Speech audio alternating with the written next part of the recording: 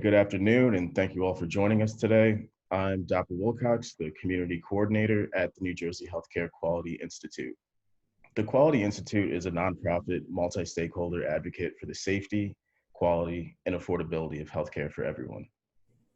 The Quality Institute oversees a statewide community health initiative called Conversation of Your Life, also known as COIL, which is a program of our Mayor's Wellness Campaign and generously supported in part by the Horizon Foundation for New Jersey. COIL aims to engage communities and residents in crucial advanced care planning conversations. We discuss topics like hospice and palliative care, various advanced directive documents, and how to communicate your wishes to your loved ones and healthcare providers. Our programming is being adapted to various cultures and languages. So a public health crisis such as the one we're now facing with COVID-19 tests our strengths and highlights our weaknesses. The pandemic is prompting many people to consider the advanced care directives they may have been putting off, and we want to make sure that you have all the information and resources you need to help you make the decisions about the type of care that you want. We're going to continue to provide resources and have these crucial conversations remotely through digital resources, podcasts, and webinars like this one today. So first, I wanted to go over a few housekeeping items. Please know that this webinar is being recorded and a copy will be posted to our website, www.njhcqi.org, later today. All phone lines will be muted for the duration of the program to limit background noise. And you may ask questions at the end of the presentation by typing into the chat box or clicking on the raised hand button in the Q&A section. The topic for today's presentation is Taking Charge, Advanced Care Planning for Retirement. Please be advised it is not the intent of this program or its speakers to provide clinical or legal advice. So today we're honored to have Michelle Smith, Hospice Liaison at Compassionate Care Hospice, Heather Darling, Esquire, our Morris County Surrogate, and Shana Siegel, Esquire, from Norris McLaughlin Attorneys at Law, joining us for today's discussion. So after a brief introduction from our panelists, we'll have a moderated discussion, and then afterwards we'll open it up to the audience Q&A. So Shana, if you'd like to go ahead and introduce yourself, the floor is yours. Thank you so much, Dapa. And I really want to thank you and all of the individuals at the Healthcare Quality Initiative and the COIL project. It's been really wonderful to be involved in this project. I'm involved in several counties, and I think it's just, we really see right now in the time of COVID, a wonderful time to bring this information to consumers. I am an elder law and special needs attorney, and I focus my practice on working with families who are dealing with aging, illness, and disability issues. In my practice, along with me, are a Medicaid specialist and a social worker. So our group is really very focused on dealing with these issues. So thanks for having us. Of course. And Heather, if you'd like to introduce yourself. Sure. Good afternoon, everyone. My name is Heather Darling. I am the current Morris County Surrogate. My office handles guardianship, probate, and adoption, which makes it very pertinent during these times with COVID. Prior to that, I was an estate planning attorney. I no longer do that as a result of being surrogate, but I've represented numerous individuals in drafting the documents that we'll be discussing today and have that kind of background. And certainly what I have seen since I've been here in the surrogates court in light of COVID has been very eye-opening as to some of the changes and procedures that we'll be talking about today. Thank you. And Michelle, you're next. Good afternoon, everyone. Welcome, welcome. I'm Michelle Smith. I'm a hospice liaison with Compassionate Care Hospice. We are part of the Amedisys family. I'm also very proud to represent the COIL Task Force for the County of Morris as a co-chair. Part of my passion on working with hospice is really helping to eliminate the stigma of being able to talk about end-of-life care. And we were saying earlier that mortality is still 100%. So having that discussion and having it be so uncomfortable for us when we know that that is our inevitability, it's really my goal to get out there and help people to alleviate the stigma and open that line of discussion. So thank you for having me. Yeah, of course. So thank you all. And Without any further ado, I'd like to begin our panel discussion. So if those of you participating have a question for any of our panelists, please feel free to type it into the chat box throughout the duration of the presentation, and we'll get to as many as we can before the end of this webinar. So first, I wanted to start out with some of the legal aspects of advanced care planning. So Shayna, when people often think about advanced care planning and retirement, they want to get their legal documents in order. And power of attorney is a term that I often hear. So would you be able to explain to us what a power of attorney is? Yes, absolutely. So a power of attorney is a legal document where you designate someone to be able to step into your shoes and handle financial and legal matters on your behalf. So it really allows that person to be able to handle the things that you would otherwise do, whether that is writing checks, speaking with your insurance company, dealing with selling your home, any of those issues. And it's really very important. It's a document that every individual should have, because one never knows when you might need somebody to help you with those tasks. There are different types. There is a springing power of attorney, which comes into effect when you are incapacitated only. But there's also a general durable power of attorney, which you could use at any time, just because it might be difficult for you to get out to the bank, or even if you're on vacation or something like that and you need somebody to help you with those matters. Thank you. And does the power of attorney ever expire once you select someone, or? Well, legally it does not. However, we do see that individuals do have issues sometimes with banks when they're dealing with a very old power of attorney. So we do recommend that those documents are updated every 10 years or so, just so you're not having those issues. But in reality, they do not expire. And if there is no ability to update one, you can kind of push that with the bank a bit, that there is no expiration allowed on those documents. Got that. And also another term that I often hear is an executor. What's the difference between an executor and power of attorney? And if I have one, do I need the other? Do I need both? Right. So an executor is who you designate in your will to wrap up your affairs after your passing. So it's kind of like a power of attorney after death.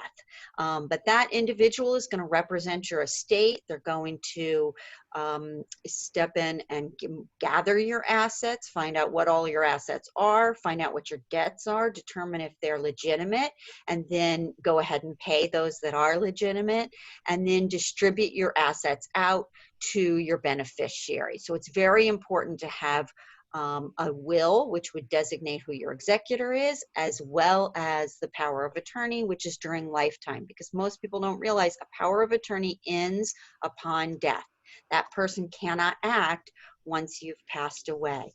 Another important piece in your will is a funeral representative. A lot of people don't know this, but you need to have someone who is next of kin or who is a designated funeral representative to be able to claim your body and to handle your disposition upon your death. So I've seen horrible situations. I know Heather has too, horrible cases where individuals are left in morgue because their bodies cannot be claimed and they cannot move forward with funeral and what that person's wishes were. So it's really important to designate someone in your will, especially if you don't have an obvious next of kin, like a spouse or a child. Thank you. And that also kind of answers my next question. So I guess, Heather, if you want to add on to this. So we were talking about wills, and let's say I'm newly retired and I'm in great health. Why do I need a will? And what happens if I come, say, to your firm, or I don't have the will and one of my family members comes to your firm? Like, what happens? Okay, so Dappa, newly retired is not really of relevance, because the real relevance with a will is, as obviated by COVID, anything can happen to any one of us at any time. You're going about your day-to-day business. You never know when that day is going to come that we expire, right? As Michelle said, the mortality rate is still 100%. The question is when, and we don't get to decide. So the importance of a will is is great at any time in your adult life. Whether you have possessions of major scale or you have possessions of a minimal scale, right down to what Shana discussed, which is the simple claiming of a body and being able to bury the body. Who has the authority to make those decisions? We've had people come into our office that do not have relatives, and they've got a boyfriend, a girlfriend, somebody like that that's trying to make the arrangements that they would want. But because that person has not been named in a document, things are tied up for a substantial amount of time.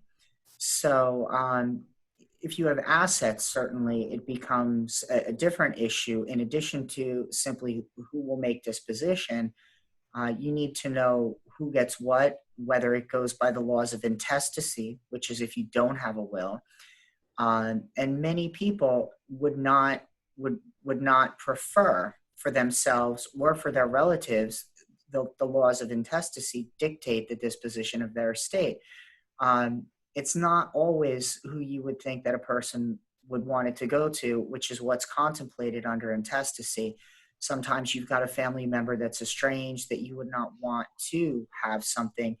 But for administrative purposes, if you come into my office and you do not have a will, or perhaps you do not have a self-proving will, there are multiple steps that can be taken to ultimately either prove the will and have the non-self-proving will hold up, or you can go through the process of becoming the administrator of the estate, which requires renunciations of all people similarly situated. It's a more lengthy process. It's a more difficult process. People in equal standing do not necessarily have to renounce, which would maybe be the two children of a decedent if there were no spouse.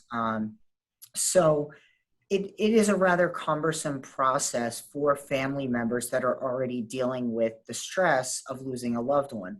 So strongly recommend having a will. Obviously, I'm going to recommend that somebody get an attorney to make sure that it's done properly, that it's signed properly, and that we don't have any issues when the person comes to our office. Because again, they're already dealing with a very difficult time of their life. They just lost a loved one, and we want to make it as simple as possible for them. Thank you.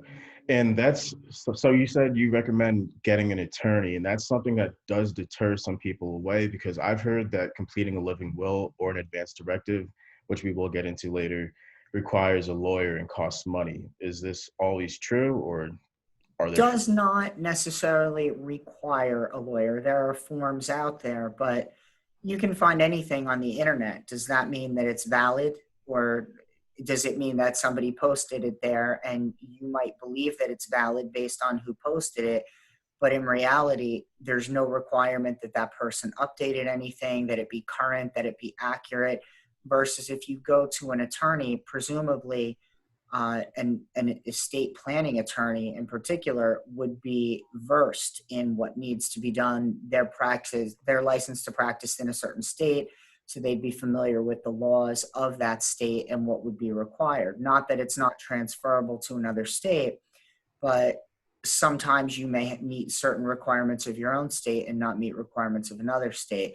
You could accidentally get the wrong power of attorney, the wrong healthcare directive. You could potentially get the wrong anything. So yes, I would recommend going with an attorney. And as far as cost, if I may, in our office, we did bring in a reduced rate attorney program with the bar. So people who could not afford an attorney now can obtain one through the Morris County Bar Association. And that does enable a group to benefit that previously couldn't. Got that. Thank you.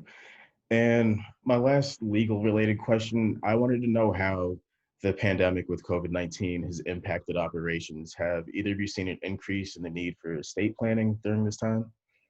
Sure, absolutely. I think that not only is the public kind of realizing how important these documents are, but some people are kind of afraid to do the documents because they're thinking, well, how could I really do that? I can't go see an attorney. I can't get my documents notarized. But in actuality, almost all estate planning attorneys have been able to uh, adapt their practice to be able to serve clients at this time. So for instance, we hold meetings both in person, via Zoom, via conference call, and there is legislation that was passed in New Jersey, an emergency order, which allows us to notarize documents via Zoom. Just this morning, I was on the computer with a client and notarizing their documents while they were safe at the senior community that they lived in. So we certainly are able to do that. And, you know, I think for a lot of people, they're just realizing how important it is to get this done, because you see, you know, unfortunately, families who are struck down. I've had clients where they have a special needs child, and all of a sudden a parent passes away, and, you know, are there provisions made for that child? So it's really important to, if you don't have your documents up to date, or they don't reflect your wishes, or you don't have documents at all, that this is a real wake-up call, that this is an important time to focus on that. I agree with Shauna. That's what we're seeing here as well in the surrogate's office. There are people who have not prepared wills that are now intubated. They're unable to prepare wills thanks to the ability to do remote notarization. People have been able, especially attorneys who have the capacity to do these things, to prepare these documents with their clients who are able to communicate via device from inside the hospital and at least make preparations. In some cases, the preparations have been done at the last minute and they have been necessary.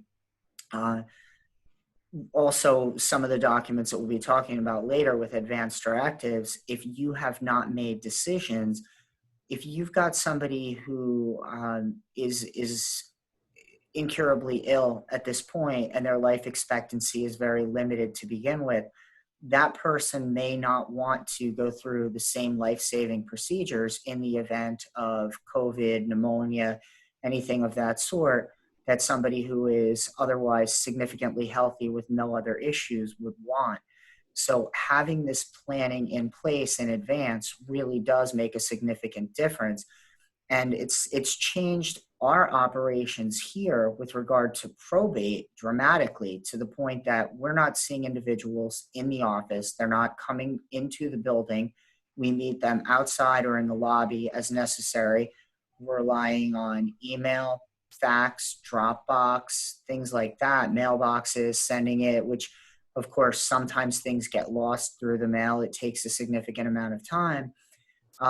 So we're planning on being live November 1st with a new program where somebody like China could go to your home if that were required, so that you did not have to come to the surrogate's office.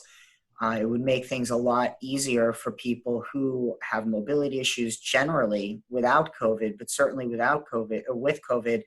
If there is any kind of resurgence or something comes along in the future, this is something that we needed to put in place. It was not contemplated previously for these reasons, but this has certainly obviated it. Thank you for that. And I kind of want to switch gears a little bit to more of the medical side of things. So COIL, as I mentioned earlier, aims to engage communities and residents in crucial advanced care planning conversations. So I was hoping that you'd be able to explain what advanced care planning is and why it's so important right now, especially during COVID-19. So I believe that one was directed to me, Dappa. Oh, yes, sorry. Okay. So advanced care planning is basically making decisions about the healthcare that you would want in the future. And there's really two ways that you can set that forth. One is by designating somebody as your proxy who will make decisions for you. And the other is by setting forth your decisions in writing beforehand, which of course you can revise as long as you're mentally competent to do so at any time should your wishes change. And again, there are issues there with regard to where you are in life. So some people are at a point in life where maybe their life expectancy is coming to a close. They might feel differently about whether they would want CPR, whether they would want to be placed on a ventilator, whether they would want artificial nutrition and hydration that would keep them alive. Most people probably would not have a different decision with regard to pain medication. Most people do want pain medication for the obvious reasons so that they would have comfort care. But certainly, if you're a generally healthy person, you would want whatever measures were necessary to restore you to full health, versus if you're an individual that had had a massive stroke and really was not enjoying your quality of life in any way, you then may make different decisions. Certainly, if you're an individual who was suffering from a condition but wanted to stay alive to attend, let's say, a grandchild's wedding or something that was a matter of months away, you may want every measure taken to prolong your life so that you could, in fact, enjoy going to that event, and they may enjoy you being there. So this kind of planning is something that is exceedingly important for people. If nobody knows what your wishes are, then it's a very difficult situation for everyone in the family, whether you put them down in, well, at that point you would not formally have put them down in writing, but you may have set them forth to the family previously. You may have even listed what you would want, but not set it down formally. And now they have to go and explain it to a doctor with the question mark in their mind. Why did you never set it down formally? Why did you never sign it? Was that really what you wanted? And certainly if you do opt to go with a healthcare proxy, you need to make absolute certain that that person knows what your wishes are, and not just to, everybody jokes about this Seinfeld episode, Pull the Plug. It's really not like that. There are so many limited small decisions that come along the way, such as temporary tracheotomy to intubate a person so that they can then receive further advanced care that may serve to restore them to full health. It's very difficult for each and every person. And what you can do is say, in these circumstances, I do not want CPR. I do not want a ventilator. But in the event that decisions have to be made, then I appoint this person to make those decisions. So you can also mix the two. There are really a number of ways that you can go about this. But no matter what it is, every day that you wake up and you go out to go about your day, you don't know what's coming. There are car accidents, slip and falls, all these things. So it is imperative for everyone, really, that you have this, and that decisions can be made by the right people on your behalf, because the last thing you want is the first legal choice making your decision, but it might be the last personal choice that you would make, making those decisions for you. Got that. So staying on the topic of disclosing your wishes, that's what we have advanced directives for. So I was hoping that you could explain to our attendees what an advanced directive is and how can I complete my own. Sure. Advanced directive is where either to a person who's going to carry out those wishes, the proxy, or in writing, you literally set forth whether you want these things. So if you're a healthy individual and you had a car accident on the way to work, what would you want them to do? Presumably, you would want them to save you if you could be restored to full health. If you were an individual who was suffering with some malady that was terminal and had a limited amount of time to live, certainly you, again, might make different choices. Now, what you would set forth in there would be with regard to CPR, nutrition, hydration, whether you would want artificial respiration, whether you would want pain meds. You could also put down in there your last wishes, which would be whether you wanted to be buried or cremated. If so, where? Is there a specific kind of service? Does somebody get to make that choice? And is there a designated person that makes that choice? Do you want organ donations? If you want organ donations, for what purpose? Is it to save the life of another? Is it for research? Is it limited? Is it expanded? you can really dictate what you want done at the end of your life completely. And yes, you can do it without an attorney. Again, there are forms for this. They don't necessarily have the same signing criteria that a will would, like a self-proving will coming through my office. But certainly you want to make sure that if you have this, you make every effort to have witnesses, you have notaries, you make sure that when this is done, people realize that this is in fact a document that you intended to make, not something that someone drafted up who wanted to be able to make the decisions on your behalf because they thought that they knew what was right for you, when really this is not something that you had drawn up. So the more indicia of credibility behind that, the better, I would say. And certainly there are multiple ways that you can go about it, which I think the other ladies will be getting into with regard to whether you end up with something that's drafted by your physician, whether it's drafted by yourself. Again, multiple ways, but the indicia of credibility is very important as well. Got that. And I just wanted to double check. You don't have to be seriously ill in order to complete an advance directive, do you? Is it ever too soon to fill one out? It's never too soon because, again, every day that you get out of bed and go about your daily tasks, anything can happen to you. Everything is unknown. Most people don't leave the house in the morning thinking that they're going to be involved in a car accident later that day, who end up in that situation. And now the severity of that dictates whether these decisions become important or not, whether this document becomes important or not. And if it does, certainly you would rather have it than not have it if you foresaw what was coming later that day and you were unable to avoid it. So it's not something that you should wait. And quite frankly, people wait. People think, oh, if I write a will, if I do this, if I do that, make these documents, then I'm kind of tempting fate. But in reality, I think you're tempting fate if you don't, because it is an absolute certainty that somewhere in your life, something is going to happen to you that is either going to make you severely ill or end your life. And we don't know when that's going to be. So it's never, ever too soon. As soon as you're an adult is when you should do it.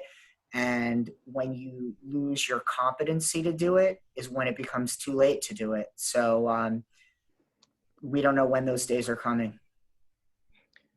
Okay, and I want to stay on the topic of being seriously ill for a moment. I was hoping, Michelle, you'd be able to shed some light on the differences between hospice and palliative care. People often get those two options confused. So I was hoping you could. Absolutely. I just want to take a moment to kind of piggyback on what Heather was sharing. I think that, kind of what I see as that overall remark is that fluidity of that conversation is so important. Heather had indicated that, if you're aiming for a specific goal or a life event, you're willing to maybe adapt a different treatment approach to get to that point and then change afterwards. So again, the fluidity of having that conversation, of being able to express that both yourself and to know that those who will be expressing on your behalf when you can no longer do that is such an important feat. But to go into more specifically hospice versus palliative care, that is probably the most common question or misconception that's out there. So I usually start that with, just a very general, hospice is palliative care, but not all palliative care is hospice.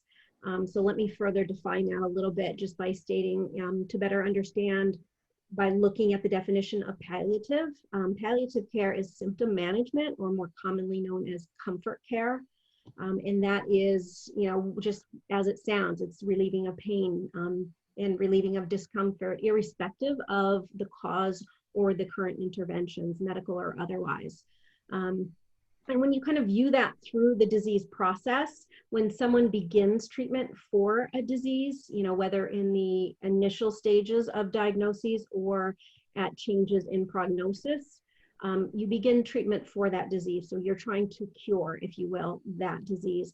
And palliative care can occur during that process. So, while you're attempting to cure, you're also receiving that palliative care to address the symptoms. So those are the side effects. trouble with sleeping, stress management, loss of appetite, those type things. However, if the disease does continue to progress and treatment is stopped for cure, if you will, that's when it changes from just palliative care to palliative care hospice. So that's when it's been determined that the disease is at a stage where it's now life-shortening, if you will. And then the continuation of palliative care through, again, that traditional hospice care service model, where we're providing the comfort and the symptom management aside from the curative measures. So we've stopped the curative and we've started just addressing the symptoms to make you comfortable. When you begin your hospice care, it really changes the focus of curing a disease to really treating and caring for the whole person, which is indicative of the physical, the emotional, the social, and the spiritual care.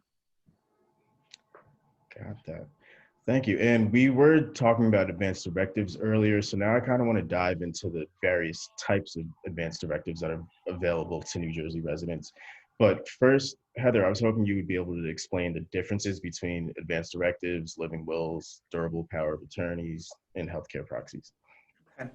So again, a healthcare proxy is really the individual that you appoint. Proxy meaning to act on your behalf. It's frequently referred to as the document, but the document itself would be the living will. So the healthcare proxy is the person appointed in your living will. Also, your durable power of attorney for healthcare appoints your proxy. So it's a question of whether you have a directive naming a person or whether you have the instructional directive. So the directive naming the person would be what's called the proxy directive or your durable power of attorney, versus the living will, where you literally set forth what you want, but under that, you will still appoint an individual to be your healthcare proxy, because you cannot contemplate, as I said, let's say you've contemplated, I want artificial respiration, I want nutrition and hydration, I want all these life-saving measures, but nobody contemplated a temporary tracheotomy that needs to be given to you to further the others. So now you need a person to step up and give the doctor permission to do that in the event that you have some sort of long-term illness. Obviously, in the event of an auto accident or something like that, they're going to administer any life-saving measures that are necessary without looking at any document. They're just going to move forward. Unless you happen to have it in your wallet and they find it by the time that they get to the hospital.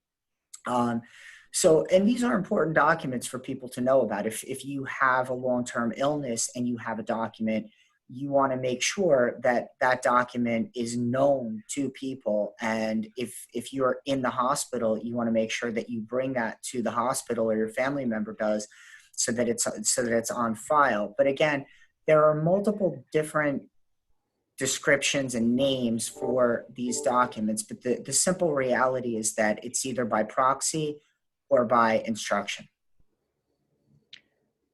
Thank you for that clarification. And Michelle, I wanted to ask you about the various advanced directives that are available to New Jersey residents, like our pulse forms or DNRs or DNIs. Would you be able to go? Sure. Yeah, I think the healthcare field loves acronyms. So that's what I'm going to share, is actually what those that you typically see in a medical setting. And you had hinted, the DNR, I think, is probably the most well-known. Do not resuscitate is what DNR stands for. And that's an order for means when you stop breathing or your heart stops, where medical staff will not attempt, if you're choosing a DNR, will not attempt to revive you, i.e. you're choosing not to have CPR. You know, I think when we have that discussion with our hospice patients, it's an honest discussion on what that looks like for individuals who are more frail. You know, what would CPR look like for you? So we go into those details so they can be more educated on whether or not they choose a DNR order. The other is the DNI, and that stands for do not intubate. So similar to the DNR, it's an order, but it specifies that only the chest compressions, and cardiac drugs may be used. You're not choosing to intubate. And that's the difference with that one. The D and H, which is not quite as familiar to a lot of people, is do not hospitalize. So you're choosing at that point to allow nature to take its course, if you will. And it's very appropriate to the palliative care model in that you're choosing not to go through the ER. You're choosing not to be hospitalized at that point. And then further on is the A&D, and as it stands for, allows natural death. And just as it sounds, it's an order to be used at hospitals as an alternative to the more traditional DNR order. Not everyone is familiar with that. So again, it's an educational piece in terms of what exactly that allows for and doesn't allow for. So it's ensuring comfort measures are in place, and that's really kind of the focus at that point, is you're allowing a natural death to occur. You're not using those more traditional medical interventions, if you will, and just allowing the process to occur with comfort measures in play. And then the PULSE form, I think you had indicated, that's what we know it as here in Jersey. Other areas know it as a MOST form, and it stands for, PULSE stands for Physician or Practitioner Order for Life-Sustaining Treatment, and then the MOST is a medical order for life-sustaining treatment. So that starts with a discussion that you have with your primary care physician, your PA, your NP, whoever that primary person is. You're having a conversation with them, and you're electing which of those other things that we discussed is most comfortable for you. And then after that, the physician makes those notations, i.e. makes note of your wishes, and then signs that order so that medically those orders can be enacted in whatever environment you're in. So if that's the hospital ER, the hospital itself, in a senior living environment, or otherwise. Okay, and what about the 5 wishes? I often hear people bring that document up, but I'm not quite sure what that is. Could you explain that? Sure. You can have my own little copy here. I carry this everywhere. So the 5 wishes is really what we like to say. It's a living will with heart and soul.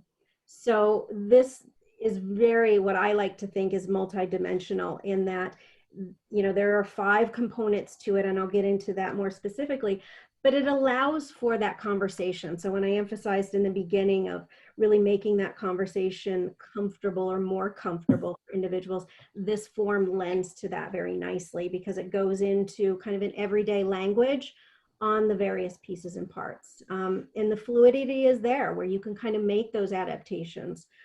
So, you know, one point to note that the 5 wishes is legal in the state of New Jersey. It's actually legal, I believe, in 42 of the states.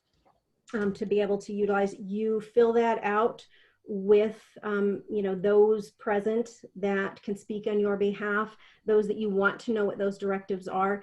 You do not have to have it notarized, although you can. And then there are the signature pieces to it.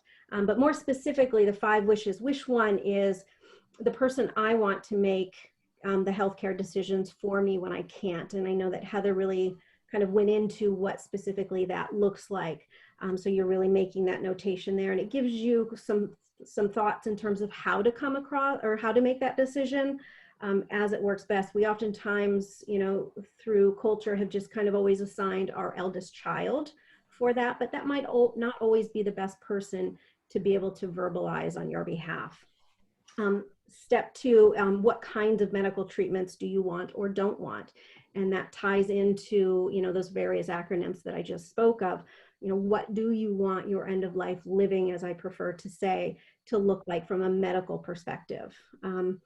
Part 3 is how comfortable do I want to be? So that can go into, you know, your physical environment, your personal environment, how, you know, how do you want different interactions or different modalities to be available to you during that time? And then how do I want people to treat me? You know, that, who do you want around you? Do you want your loved ones with you? Do you not want your loved ones with you? What type of environments do you want to be in?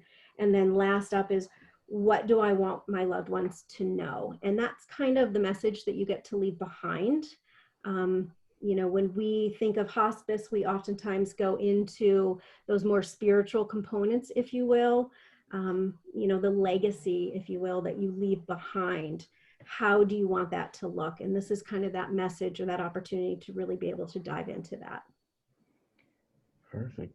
And I often experience this question a lot. So many people have tried to encourage their loved ones to complete an advance directive, but they often find that their loved one doesn't really want to talk about it.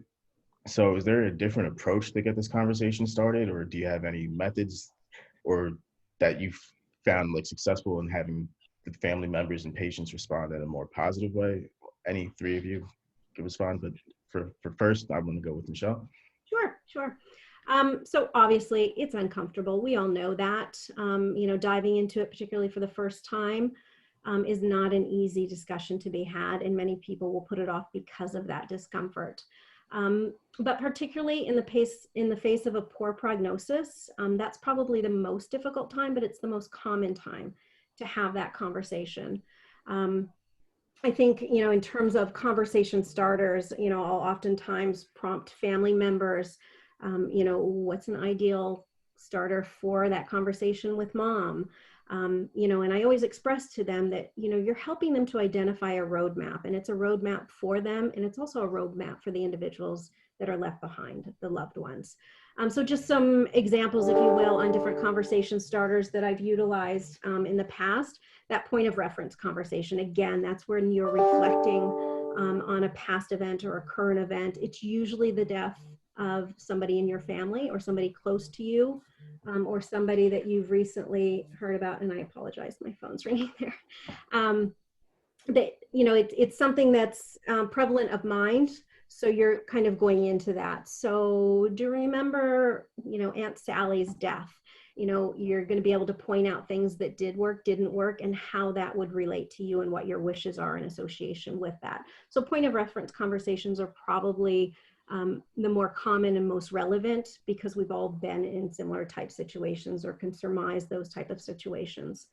When there's been a recent incident or hospitalization, those are also good times where you're going into the hospital room and you're having that conversation with mom saying, hey, I was thinking about what happened and it made me realize, and that's where you can interject, I don't know how you would feel about this, or I didn't know how to react in this type of situation.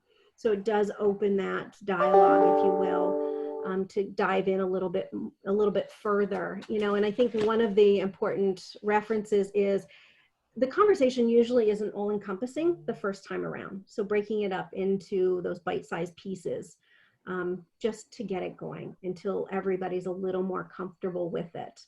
Another option is in the face of a recent change in prognosis, I think it's okay at that point to say, mom, given the news that we've just received, what do you want that medical care to look like at this point? And how long do you want to continue treatment?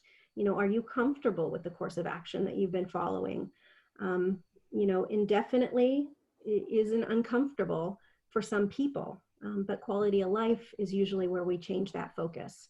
So rather than quantity of days, what do you want the quality of your life to look like? And I think those are very valid conversation starters. For the adult child, and I can attest to this myself, where I've started the conversation with my own children, where I've sat my children down. I've got a teenager and a 20-something, where, I took a line from my initial conversations with the COIL task force on death over dinner. So sitting them down and opening that dialogue and kind of mapping out some of my wishes, and for them it was less intimidating because I don't have a prognosis right now. So we were able to go into that with a little more comfort. And then you can transfer that to, the adult child who just had that conversation with their own children can transfer that to their parents and say, hey, mom, I just had this conversation with my children. How do you feel about that? Maybe you can walk me through that, asking them questions about, different spiritual or religious focuses and how that plays into the wishes that you're thinking or contemplating. And then, just other quick and easy starters would be, I need to think about the future. Will you help me, mom? Will you help me, dad? Both your own planning and their planning. Could you help me understand the religious views? And this is where we get into, that spiritual religious focus. Sometimes there are stumbles there when we don't necessarily know, or if our preferences are different than religious beliefs that we've grown up with or those around us that still share, opening that dialogue up with, help me understand, in terms of our religious focus, how does this play out, or how should this look, so that they have a better education and a better view and support for that. And I think last but not least is, just saying it out loud sometimes can be very difficult for individuals. And I think it's okay even to start the conversation in written format. Send a letter to your loved one saying that, I'm thinking about these things and these are thoughts that I've had over time. Are you comfortable starting this conversation, or should we continue just writing about it for now? Whatever is a more comfortable starting point for anyone, knowing that it's never going to be 100% comfortable. But the most important thing of all is really just to start with that, whatever method, means, or otherwise. Just starting the conversation is whatever starting point, whatever words you choose to use, knowing that one, it's a necessity, and two, it grows a little more comfortable over time. Okay. Yeah, but can I just add, I think Michelle did a great job, but in terms of, sometimes people are very intimidated when they're thinking about, pulling the plug, right? That's what the conversation is about. But if you talk more generally about values, about quality of life, about functional ability, is, to some people, not being able to get out of a wheelchair is something that they wouldn't want, whereas for others, it's more about cognitive function. And so really understanding what that quality of life means to the individual, that's an easier conversation, I think, to have than to focus on, certain terms or, real end of life, pulling life sustaining measures. So just to add that in. And I agree. I've had people come into my office that have looked at the basic decisions and they think that they understand it until you start having that discussion to really broaden it and talk about what is it that that person would really want. And philosophical tends to lend itself more readily to this conversation, to ease of conversation, than when you actually talk about medical procedural, and as Shanna referenced and as Michelle sort of discussed without saying, the pull the plug, because that to people somehow triggers some emotion in their mind that literally will have somebody who's made their decisions get up and walk out and say, you know what, I need a couple weeks to think about it. And then they'll come back and want to complete the process. And I've had people that simply have not come back. They've called me and said, I can't make that decision. I just don't want to go forward until I can make that decision. And it stalled them for years because they couldn't do it. Yeah, that's what in our office we use a document that is similar to 5 Wishes, but we also use a values worksheet, which is much more general and talks about what's important to you, and so it gets at those issues in a little bit softer way than focusing just on whether or not I want a ventilator, because honestly, as Heather said, there's so many other issues that come up that are just as important. So knowing about the entire range of care before you would ever get to a question like whether or not I would want a ventilator or a feeding tube. Perfect. Thank you. And in light of the time, I do want to say thank you all for the information that you've shared with us this afternoon. I do want to save some time to open it up for audience questions. But before that, I just want to give a quick reminder that this webinar will be available on the COIL webpage so that you can review the information that you may have missed and you can share it with your family members and friends. We also have other resources available for you, such as our advanced care planning, preparing for the unexpected one-pager, where we've compiled trusted resources, all accessible from home, to help you and your loved ones start thinking about the wishes and strategies for how you can comfortably approach these important conversations with one another and your healthcare providers.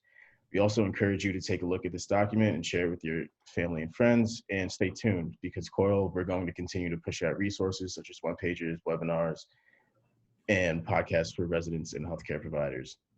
So I do want to let everyone know that you can type your questions in the chat or in the Q&A section.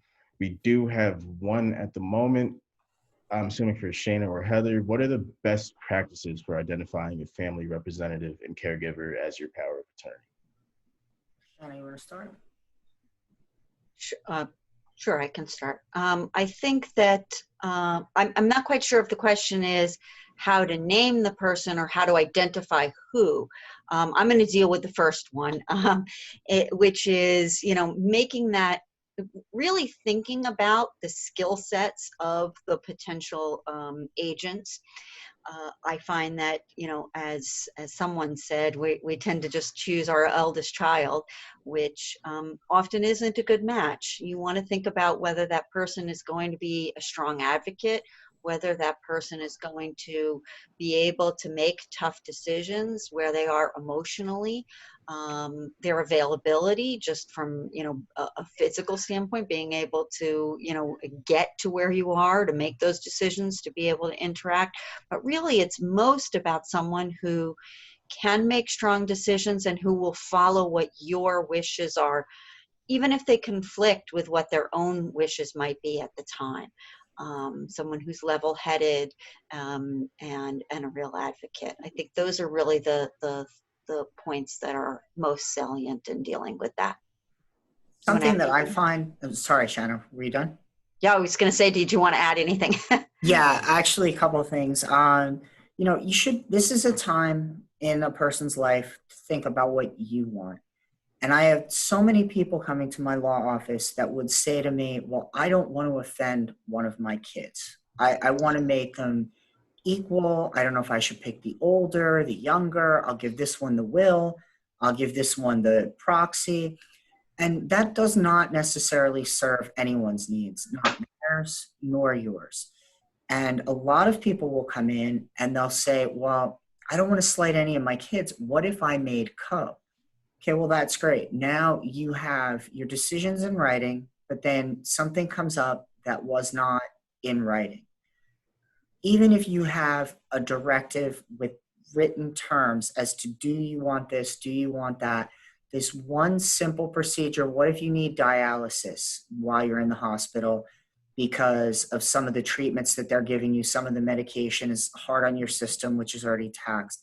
Now you have two kids that are fighting over, what are we going to do here? And one wants one thing, the other one wants the other thing. The doctors are sitting, waiting for a decision to be made in the middle.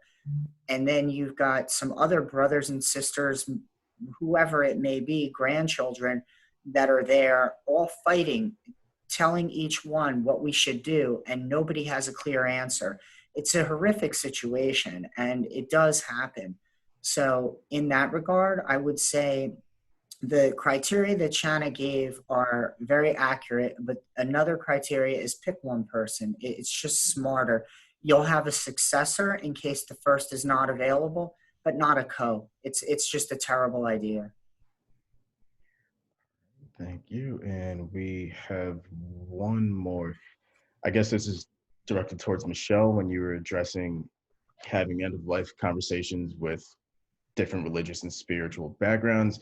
Someone said, how do you address the topic with a family member who has a different religious and spiritual background while not stepping on any toes or making someone feel uncomfortable? How do you address that conversation?